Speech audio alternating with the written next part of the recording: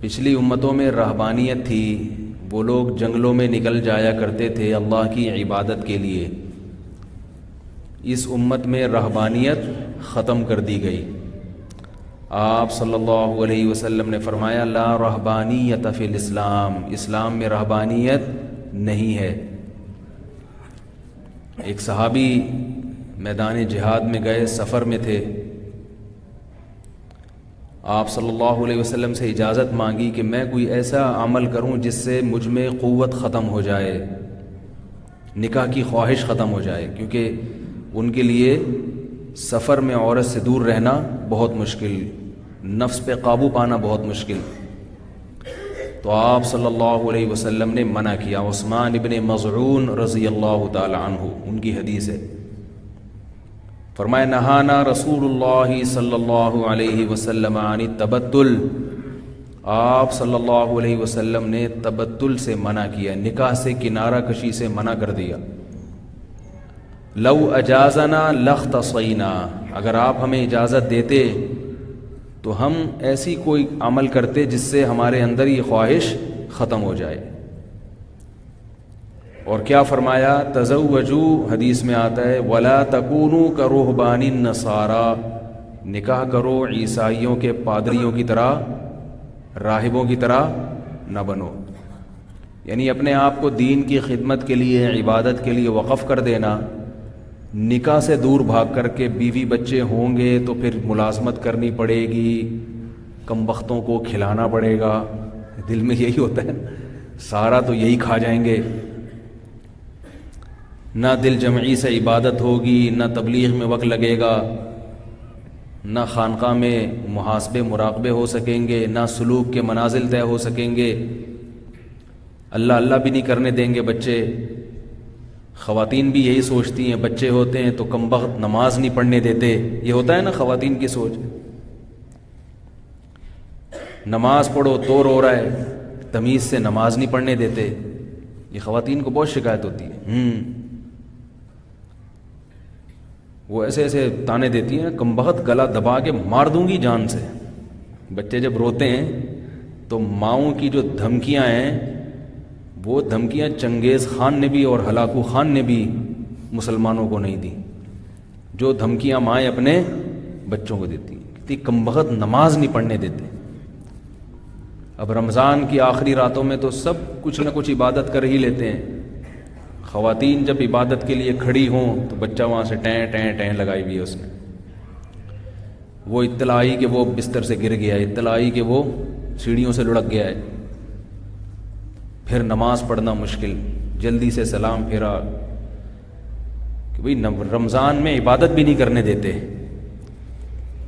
تو خواتین کو بھی شکایت ہوتی ہے، یہ بچے تو نہ ہمیں دنیا کا چھوڑیں گے نہ آخرت کا، اور مردوں کو بھی شکایت ہوتی ہے، یار یہ بیوی بچوں کی ٹینشن پال لی، اچھے بھلے دین کا کام کرتے، جو دیندار ہیں ان کی بات کر رہا ہوں، جو دنیا دار ہیں ان کو تو دین کے کام عبادت سے کوئی واسطہ ہی نہیں، وہ تو سمجھتے ہیں کہ یہ عیاشی میں رکاوٹ بن رہے ہیں، یہ نہ ہوتے تو ہم عیش و عشرت کی زندگی گزارتے۔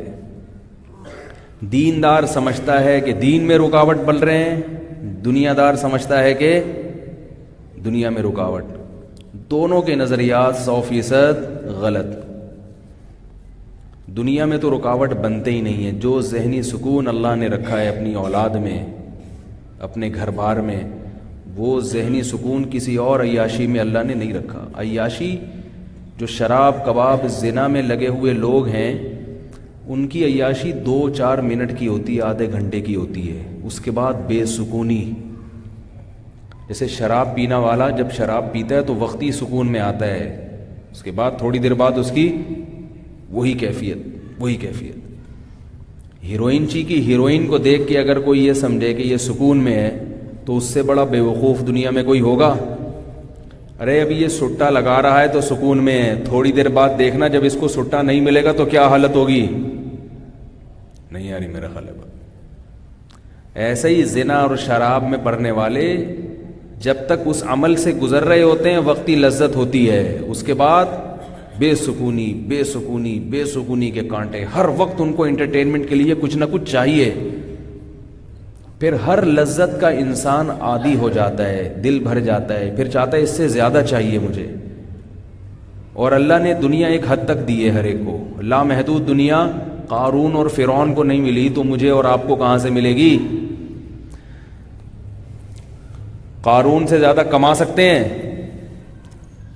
ان مفاتحہ لتنوء بالعصبۃ اولی القوہ، اللہ فرماتے ہیں اس کے خزانوں کی چابیاں جانور لے کے چلا کرتے تھے. خزانے کتنے ہوں گے، چابیاں اتنی تھیں. اور فرعون کو کیسی حکومت، کتنی عیاشی، لیکن انسان کی صحت ساتھ چھوڑنا شروع کر دیتی. آپ کتنی دولت رکھ لیں، آپ اپنی صحت کو بریک نہیں لگا سکتے کہ میں جتنا جوان ہوں یہیں رک جاؤں. بالآخر آپ نے بوڑھا ہونا ہے اور صلاحیتیں آہستہ آہستہ ختم ہونی ہے. شراب پی لو جتنی مرضی پینا ہے، کب تک پیو گے؟ کچھ وقت کے بعد آپ کا جگر خراب ہو جائے. جیسے ہیروئنچی ہے نا، ہیروئن میں مزہ بہت زیادہ ہے، تباہی بھی اسی حساب سے. چرس میں مزہ کم ہے. میں نے نہ چرس پی کے دیکھی نہ ہیروئن پی کے دیکھی. کہیں آپ کہیں گے یار کیسی رپورٹیں پیش کر رہی ہے. لیکن چرسیوں کو بھی دیکھا ہے اور ہیروئنچیوں کو بھی دیکھا ہے. تو دیکھنے سے پتہ چلتا ہے زیادہ مزہ کس کو آ رہا ہے، ہیروئنچی کو آ رہا ہے، کیونکہ وہ بالکل ٹون ہو جاتے ہیں نا، بالکل ایسے. چرسی پھر بھی تھوڑے سے نارمل رہتے ہیں، ان کو کم مزہ آتا ہے. تو ان کو کم مزہ آتا ہے، لہذا ان کی صحت کم تباہ ہوتی ہے، ہیروئنچی کی فوراً. تو اللہ نے بتا دیا گناہ جتنا مزے کا ہوگا اتنا جلدی برباد کرے گا. سمجھ رہے ہو؟ شراب بھی ایسا ہی ہے. تو ہر وقت ان کو انٹرٹینمنٹ کے لیے چیزیں چاہیے، انٹرٹینمنٹ کے لیے کچھ نہ کچھ چاہیے ان کو، تبھی بے سکون ہوتے ہیں. آپ دیکھ لیں گوروں کی زندگی، یہ جو اتنی تفریحات میں لگتے ہیں نا گورے. میں ملیشیا گیا تو وہاں کچھ پکنک پوائنٹ تھے، وہ ہمارے دوست تھے ایک مولوی صاحب مسجد کے امام، مجھے لے گئے تو ہر جگہ گورے پہنچے ہوئے. تو مجھے پتا چلا کہ یہ لوگ اپنی پوری تنخواہ تفریح میں اڑاتے ہیں. مجھے اتنا ان پہ ترس آ رہا تھا کہ ان کا کوئی گھر بار نہیں ہے. ہم تو سفر میں ہوتے ہیں تو ایک ہفتہ 2 ہفتہ بس دل چاہتا ہے کہ اب کہاں بھاگو، گھر بھاگو. ٹھکانہ ہے، ایک آشیانہ ہے. ان بیچاروں کا کوئی ٹھکانہ ہی نہیں ہے. کتنی تفریح، کتنا سمندر، ساحل سمندر پہ ٹائم گزارے گا بھائی؟ کتنا ٹائم گزار لے گا؟ کیا رکھا ہے ساحل سمندر پہ؟ کیا ہے وہاں پہ؟ پڑے ہوئے ہیں رات کو بھی دن میں بھی، شرابیں پی رہے ہیں، بس زندگی اسی میں. یہ جو ہے نا گھر، یہ انسان کی نیچر ہے. جیسے پرندہ گھونسلہ بناتا ہے، دن بھر اڑتا ہے، رات کو کہاں پہنچتا ہے؟ اپنے آشیانے میں وہیں پہنچتا ہے. باقاعدہ ترتیب سے تنکے جوڑ جوڑ کے گھونسلہ بناتا ہے. تو ایسے ہی اللہ نے انسان کو گھر بار والا بنایا. بیوی بچے ہوں، گھر بار ہوں، فیملی ہو، ان کو کما کے بھیج رہا ہو، وہ بھی گھر میں عزت کریں. اس زندگی سے وہ لوگ ہمیشہ کے لیے محروم ہو گئے. اب تفریح، شراب، کباب، دیکھ کے بے سکونی ہو رہی ہے ان کو. کیا کوئی زندگی ہے بیچاروں کی؟ تو لوگ کیا کرتے ہیں کہ دنیا کے لیے بال بچوں کی ٹینشن سے دور بھاگتے ہیں. تو ان کو دنیا سے مراد سکون نہیں ملتا. وقتی طور پر پیسہ اکٹھا ہو جاتا ہے، کروڑ پتی بن جاتے ہیں، لیکن کسی کام کا نہیں ہے وہ پیسہ. غریب آدمی تھکا ہارا گھر جاتا ہے نا، وہ اپنے بچوں کے ساتھ بیٹھ کے سوکھی روٹی بھی کھاتا ہے، اس میں بھی مزہ آتا ہے. اور دیندار آدمی کیا کرتا ہے کہ یار میں بھی ان بکھیڑوں میں پڑ گیا تو تبلیغ میں کیسے نکلوں گا، خانقاہ کے سلوک کے منازل کیسے طے ہوں گے. گھر سے فون، ادھر مراقبے میں بیٹھے ہوئے فون آئے گا جی واپسی پہ 6 انڈے لیتے ہوئے آنا. مراقبے کی ایسی کی تیسی ہو گئی ساری. سمجھ رہے ہو؟ محاسبہ کرنے اپنے اعمال کا. ادھر سے بچے کی رونے کی آواز آئی، بولے کم بخت پھر گر گیا. بچے تو ایک دوسرے کو پٹائی بھی لگاتے رہتے ہیں، شکایتیں بہت لگاتے ہیں. ابو اس نے جو ہے نا کہیں بیٹھ جاؤ آ کے بولیں گے ابو یوں کر رہا تھا، ابو ایسے بول رہا تھا. امی کو بھی شکایتیں، ابو کو بھی شکایتیں. آپ کے قابو میں تھوڑی ہیں وہ بچے. تو نبی صلی اللہ علیہ وسلم نے رہبانیت سے منع کر دیا کہ نہ. صحابہ کو کہا تزوجو، نکاح کرو، اولاد بھی رکھو، عیسائیوں کے راہبوں کی طرح مت بنو، اولاد بھی پیدا کرو. تزوج الودود الولود، ایسی عورت سے نکاح کرو جو زیادہ بچے جننے والی ہو. اس میں آپ صلی اللہ علیہ وسلم نے بتا دیا کہ مقصد اگر اللہ کی رضا ہے تو اللہ کی رضا اس میں زیادہ ہے. ان کے ہوتے ہوئے جتنی عبادت ہو جائے وہ اللہ کو مقبول ہے. اسی لیے عورت کو یہ کبھی نہیں سوچنا چاہیے کہ میرے بچے مجھے نماز نہیں پڑھنے دے رہے، یہ نہیں کرنے دے رہے، وہ نہیں کرنے دے رہے، ہائے کم وقت. کوئی بات نہیں، جتنی نماز ٹوٹی پھوٹی آپ سے ہو رہی ہے اللہ یہ نماز زیادہ اچھی قبول کرے گا اس عورت سے جس کے اولاد نہیں ہے اور وہ خشوع و خضوع سے نماز پڑھ رہی ہے، کیونکہ یہ اللہ کی خاطر ہے نا. نبی صلی اللہ علیہ وسلم کے دور میں جب خواتین مسجدوں میں آتی نماز پڑھنے کے لیے تو بچے بھی ساتھ لے کے آتی تھی، کیونکہ بچے کہاں چھوڑ کے آتی، وہ چھوٹے چھوٹے بچے دودھ پیتے 2 3 3 4 سال کے، وہ ساتھ لے آتی. صحیح بخاری کی حدیث ہے. وہ بچے پھر نماز میں تنگ بھی کرتے تھے، روتے بھی تھے.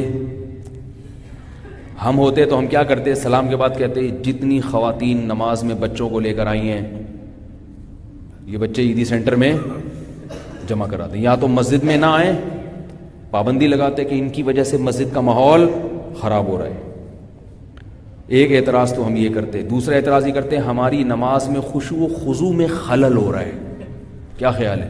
ہم اتنے خشوع و خضوع سے نماز پڑھ رہے ہیں اور وہ جو کونے کی صف کے کونے میں جو خاتون کھڑی ہوئی ہیں اس کا بچہ رو رہا ہے، تو اس کو گھر میں یا اس کے سیلنسر لگا کے آیا کرو بچے کو، کیونکہ بچہ جب روتا ہے نا تو بغیر سیلنسر کے روتا ہے، وہ پوری اس کو تو کوئی ہوش ہی نہیں ہوتا نا کیا ہو رہا ہے، پورا گلا پھاڑ کے روتا ہے. کوئی سو رہا ہے جاگ رہا ہے اس کو اس سے کوئی غرض نہیں ہوتی. تو ہم کیا کرتے ہیں؟ نکالو ان کو یہاں سے. اور خواتین کا مسجد میں آنا کوئی فرض بھی نہیں ہے. آپ صلی اللہ علیہ وسلم نے ترغیب دی کہ عورت کی گھر کی نماز مسجد کی نماز سے بہتر. تو آپ تو یہ فرما سکتے تھے کہ بھئی تمہارے لیے جب مسجد میں آنا ضروری بھی نہیں ہے، ایک جائز کام ہے، تو اس جائز کام کے لیے سب کی نمازوں کو خراب کرنے کی کیا ضرورت ہے؟ نہیں آ رہی سمجھ میں؟ یہی فرماتے ہیں نا کہ بھئی چلو فرض واجب ہوتا تو ہم کہتے بھائی بچے تو چھوڑ کے آ نہیں سکتی، مجبوری میں فرض کام ہے. فرض بھی نہیں ہے جماعت سے، پھر بھی آپ صلی اللہ علیہ وسلم نے ان کو اپریشیٹ کیا. کیسے؟ کہ جب کوئی بچہ روتا تھا اور ماں پریشان ہوتی تھی تو آپ اپنی نماز مختصر کر دیتے تھے. سمجھ رہے ہو کتنا خیال کیا بچے والی عورت کا کہ اپنی نماز مختصر کر دی کہ اس کو تکلیف نہ ہو، اس پہ پابندی نہیں لگائی. ہم ہوتے ہم کہتے تمہاری وجہ سے میں نماز مختصر کر رہا ہوں، میں تو خشوع خضوع سے آج پڑھنے والا، تو میرا پورے سورہ رحمان کا موڈ تھا اور اس عورت کے بچوں نے چیپیں لگائی ہے، ٹیپیں ان کی وجہ سے ہم قل اللہ پڑھ کے رکوع کر رہے ہیں. ہم تو یہ کرتے ہیں نا، ہماری تو نماز بھائی ہم نماز پڑھ رہے ہیں اور یہ کتنی رعایت کی، کوئی بات نہیں. نہ پابندی لگائی مسجد میں آنے پر، نہ بچوں کے آنے پر پابندی لگائی، نہ ان کے رونے پر پابندی لگائی، اور نہ یہ کیا کہ اپنی نماز کو مکمل کیا، بلکہ نماز کو کیا کر لیا؟ مختصر، اور حوصلہ افزائی کی. اس میں بہت ساری چیزیں سیکھنے کی. اس بات کی علامت ہے کہ آپ صلی اللہ علیہ وسلم بچوں والی عورت کی کسی بھی طرح سے حوصلہ شکنی پسند بولتے کیوں نہیں یار؟ نہیں کرتے کسی بھی لحاظ سے، کوئی بات نہیں. یہی مطلوب ہے، ہم نماز مختصر کر لیں گے، تم بچے نہ بچے جننا چھوڑو اور نہ بچوں کی تربیت چھوڑو. مسجد میں آئے گی تو کہاں رکھ کے آئے گی بھائی؟ وہ بچے کہاں رکھ کے آئے گی وہ بچے؟ کوئی بات نہیں، لے آؤ ساتھ میں، ہم نماز مختصر کر لیں گے. کتنی ہو اس میں خواتین کو ترغیب ہے کہ بہت بڑی عبادت ہے اپنے بچوں کو پالنا، کیونکہ یہ نئی نسل تیار ہو رہی ہے. اسی میں علماء بھی پیدا ہوں گے، اسی میں مبلغین بھی پیدا ہوں گے، اسی میں تاجر بھی پیدا ہوں گے. ان تمام طبقے کا مسلمانوں کو فائدہ ہوگا. اگر مائیں بچے جننا چھوڑ دیں تو مسلمانوں کی نسل گھٹنا شروع ہو جائے گی، مسلمان ہر سطح پہ کمزور ہونا شروع ہو جائیں گے. یہ جو ہمارا ملک اتنا طاقتور ہے نا، پاکستان آبادی کی قوت کی وجہ سے پاورفل ہے. سعودی عرب کی فوج ہی نہیں ہے کیونکہ پبلک ہی نہیں ہے اس کے پاس آرمی بنانے کے لیے، اتنے افراد ہی نہیں ہیں. خیر یہ ایک الگ موضوع ہے. تو میں جو عرض کر رہا تھا کہ اگر خواتین کی نماز میں بچوں کی وجہ سے خشوع و خضوع نہیں ہوتا تو پریشان نہ ہوں. یہ سوچ لیا کریں کہ اللہ اسی نماز میں انشاءاللہ پورا اجر دے گا. اللہ کو یہ نماز پسند. ہمارے حضرت مفتی رشید احمد صاحب رحمہ اللہ تعالیٰ جب تہجد پڑھتے تھے، حضرت کے 7 یا 8 بچے تھے، تو فرماتے ہیں چھوٹے بچے بعض دفعہ روتے تھے، فرماتے ہیں میں وہی نماز پڑھتا تھا، وہاں سے جاتا نہیں تھا کہ بچے رو رہے ہیں نماز خراب ہو رہی ہے، نہ فرمایا وہیں. اس لیے کہ اللہ کی رحمت نازل ہوتی ہے بچوں کے رونے پر. فرمایا مجھے نماز میں اور مزہ آتا ہے جب بچہ رو رہا ہوتا ہے. جب بچہ رو رہا ہوتا ہے تو نماز میں اور مزہ آتا ہے اور اللہ کی طرف توجہ جاتی ہے. کل ہم بھی روتے تھے تو ہماری مائیں بھی ہمیں پالتی تھی نا. یار کیا سے سمجھا یار بھائی، آج جو بچہ رو رہا ہے تو کیا پہلی دفعہ رو رہا ہے وہ؟ آپ جب چھوٹے تھے تو آپ بھی روتے تھے نا، آپ کے ماں باپ نے بھی تو برداشت کیا تھا. یہ تو نہیں کہ گلا دبا کے پھینک دیا ہو کہ یار کیا ٹینشن پال لی. جیسے آپ کے ماں باپ نے برداشت کیا اور ہمیں یہ زندگی ملی، تو ایسے ہی ہم نئی نسل کو اس کے رونے دھونے کو برداشت کریں گے، تحمل کے ساتھ، بردباری کے ساتھ. بچہ ہے روتا ہے کوئی مسئلہ نہیں، کبھی ہنستا ہے کبھی روتا ہے. جیسے بچے کے رونے پر انسان کو رونا آتا ہے، تو بچے کے جب کھلکھلا کے ہنستا ہے تو ایسا لگتا ہے جیسے ساری دنیا ہنس رہی ہے. بچے کی ہنسی بھی بڑی زبردست ہوتی ہے، ہنستا بھی فری سٹائل میں. ہم تو ہنسیں گے نا تو مجلس کے آداب کا خیال کریں گے، یار کوئی دیکھ تو نہیں رہا، بہت تمیز سے ہنسیں گے. بھئی کتنے دانت دکھانے ہیں، اور دانت صاف ہوں گے تو ہنسیں گے، ورنہ کہیں گے یار ابھی رہنے دو، بس مسکرانے پر گزارا کرو. بہت بچے میں یہ تکلفات نہیں ہوتے، بچہ فری سٹائل ہنستا ہے تو ہے، نان اسٹاپ ہنستا ہے. یعنی وہ اس میں منافقت نہیں ہے بچے میں، جو اندر ہے وہی اس کے باہر ہے. تو اس لیے بچہ رو رہا ہو، تنگ کر رہا ہو. اور ایک جنرل نالج کی بات آپ کو بتا دوں کہ بچوں کے رونے پر زیادہ پریشان بھی نہ ہوا کہ ہائے پتہ نہیں کیا ہو گیا اس کو، ہائے پتہ نہیں، کچھ بھی نہیں ہوتا، رونے دو. بچوں کے لیے چیخ چیخ کے رونا ان کے پھیپھڑوں کے لیے بہت ضروری ہے. جو بچہ چیخ چلا کے نہیں روتا اس کے پھیپھڑے کمزور ہو جاتے ہیں. اور یہ اللہ نے اس لیے بھی رکھا ہے کہ آپ کے اندر برداشت پیدا ہو، تحمل پیدا ہو. کیونکہ جس آدمی میں برداشت نہیں ہے، جس عورت میں برداشت نہیں ہے، وہ دنیا کا کوئی کام نہیں کر سکتا. نہ وہ مرد کر سکتا ہے نہ عورت کر سکتا ہے. اپنے بچے ہی برداشت نہیں ہو رہے تو کیا کرو گے دنیا میں؟ اتنا چھوئی موئی بن کے زندگی گزارو گے نا، بالکل ہی ایسے بالکل چھوئی موئی بن کے ہائے اللہ ہوئی اللہ والی، تو دنیا میں کچھ نہیں کر سکتے. ہم نے بڑے بڑے علماء بزرگوں کو جنہوں نے دین کے بڑے کام کیے ہیں، ان کے انہوں نے بچوں کی ٹینشن بھی پالی ہے، بچوں کی ٹینشن بھی پالی ہے انہوں نے. حضرت ابو ہریرہ رضی اللہ تعالیٰ عنہ کے 19 بچے تھے. کیا یہ عیدی سینٹر نے پالے تھے؟ انہوں نے ہی پالے ہیں. اور دین کا کتنا کام کیا. خالد ابن ولید رضی اللہ تعالیٰ عنہ کتنے بڑے مجاہد، پوری آدھی دنیا فتح کی ہے. 40 بیٹے تو میدان جہاد میں شہید ہوئے ہیں ان کے. انس ابن مالک رضی اللہ تعالیٰ عنہ نے بہت علم پھیلایا ہے دنیا میں، بڑا کام کیا ان کا علمی. انس ابن مالک رضی اللہ تعالیٰ عنہ سے بہت ساری حدیثیں منقول ہیں. کوفہ میں، بصرہ میں حضرت انس ابن مالک درس دیا کرتے تھے. بچے بتاؤں کتنے تھے؟ نہیں بتاؤں؟ بتا دوں. صحیح بخاری کے مطابق فرماتے ہیں 120 بچے تو وہ ہیں جو میں اپنی زندگی میں دفن کر چکا ہوں، اور 100 بیٹے انہوں نے اپنی زندگی میں چلتے پھرتے دیکھیں. 100 بیٹے. کوفہ میں 4 آدمی ایسے گزرے جن کے 100 بیٹے انہوں نے اپنی آنکھوں سے دیکھے ہیں. دیکھے کا مطلب جو جوان ہو چکے تھے چلتے پھرتے. ان میں ایک انس ابن مالک بھی تھے. 4 بیویاں کے علاوہ باندیاں بھی ہوتی تھی، لیکن بچے تو ہو گئے نا، چاہے باندی سے ہو چاہے بیوی سے ہو. انہوں نے تو پال بھی لیے، سب کچھ ہو گیا. بچے خود تربیت کر رہے ہوتے ہیں ایک دوسرے کی. بچے زیادہ ہوتے ہیں، ماں باپ کا بوجھ ہلکا ہو جاتا ہے، کیونکہ وہ خود ایک دوسرے کو سنبھال لیتے ہیں. ایک کو پالنا مشکل ہے، ہر وقت ماں باپ کے ساتھ چمٹا رہے گا وہ، ہر وقت. تو خیر، اس لیے آپ صلی اللہ علیہ وسلم نے چونکہ ترغیب دی ہے بھائی خاندان بھی ہوگا، اور مسلمان کا خاندان چھوٹا نہیں ہوتا، کیسا ہوتا ہے؟ بڑا ہوتا ہے. تو بڑا خاندان ہے تو ذمہ داریاں بھی اسی حساب سے. جب ذمہ داریاں ہیں تو مسجد میں آ کے اگر بیٹھ جائے گا تو ذمہ داریاں کون نبھائے گا بھائی؟ کیا خیال ہے؟ تو یہ آلو پیاز ٹماٹر انڈے لیتے آنا، دہی لیتے آنا، ٹینشن لینے کی، اسی میں ثواب ملے گا. جو آدمی، امام احمد ابن حنبل فرماتے ہیں رحمہ اللہ تعالی کہ ایک شخص جو کمارا چھڑا چھاڑ ٹینشن فری، سمجھ رہے ہو نا، وہ فرماتے ہیں کہ وہ عبادت میں زندگی گزار رہا ہے، 24 گھنٹے اللہ اللہ کرتا ہے. دوسرا وہ شخص ہے جو فرائض واجبات پورے کر رہا ہے اور بچوں کی تربیت نگرانی میں پریشان رہتا ہے. غربت ہے، بچے اور روٹی مانگتے ہیں تو اللہ سے ہاتھ پھیلاتا ہے کہ اللہ رزق نہیں ہے میرے پاس، ان کا پیٹ کیسے بھروں؟ فرمایا یہ دوسرا شخص اللہ کو زیادہ محبوب ہے پہلے کی نسبت. اس کی پریشانی پر بھی اللہ کیا ہوتے ہیں؟ خوش. کیونکہ یہ بھی چاہ سکتا تھا نہ نکاح کرتا نہ اولاد پیدا کرتا، ٹینشن فری زندگی گزارتا. جب نکاح ہی نہ ہو، اولاد نہ ہو، تو گیس کی ٹینشن ہے، گیس بجلی کی کوئی ٹینشن نہیں ہے. وہیں آفس میں ہی سو جایا کرو، وہاں سے نکلو مدنی مسجد شب جمعہ میں سو جاؤ. سونے کی جگہ بہت ہیں پوری دنیا میں، بہت ہیں جگہ سونے کی. جاگنے کے لیے جگہ چاہیے، سونے کے لیے تو جگہ ہی نہیں چاہیے. حقیقت ہے، کہیں بھی نیند آ جاتی ہے. بس میں سو جاؤ، ٹرین میں سو جاؤ، جب دھلے گی خود ہی نکال لیں گے تمہیں وہاں سے. اور PIA میں تو سو جاؤ، کچھ پتہ ہی نہیں چلے گا ان کو.